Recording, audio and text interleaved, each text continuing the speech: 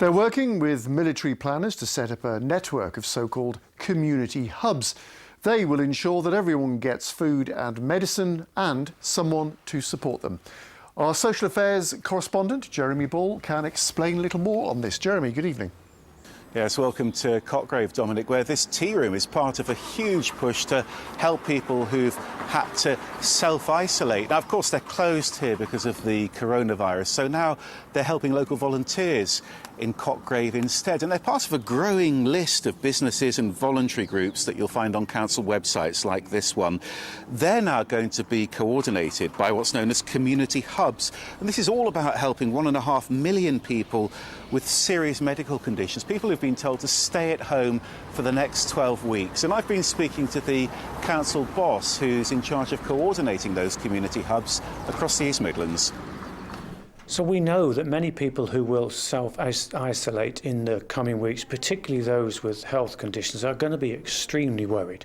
The hub is there so they've got an avenue of support, so that they know that we're here to help and that they're not alone. This is a group of people that have been identified as being extremely vulnerable. What we don't want is for there to be potential for fraudsters or for people to be scammed. We want to make sure that people know if someone's coming to drop something at their doorstep, that they can be trusted. So, how are the hubs going to work? Well, it's early days, but you will be asked, first of all, whether family or friends can help.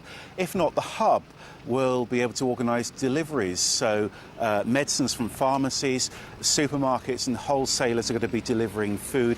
And those hubs are also now working with military planners here in the East Midlands to organise logistics. Some, though, think the military could be doing much more than that. I've been speaking to Patrick Mercer, who's a former Newark MP and also used to be an army colonel. There's no reason at all now why the military shouldn't be called out in aid of the civil power to do things like convoy duty, logistics, delivering of food, but most important of all, of course, setting up field hospitals with doctors and nurses. So how can people get help from these new community hubs? Well, if you are on the list, you're going to get a letter that should arrive in the next couple of days. That letter will ask what help you're likely to need over the next few months or so. And the really key message from local councils tonight is you're not alone. OK, Jeremy Ball, thank you.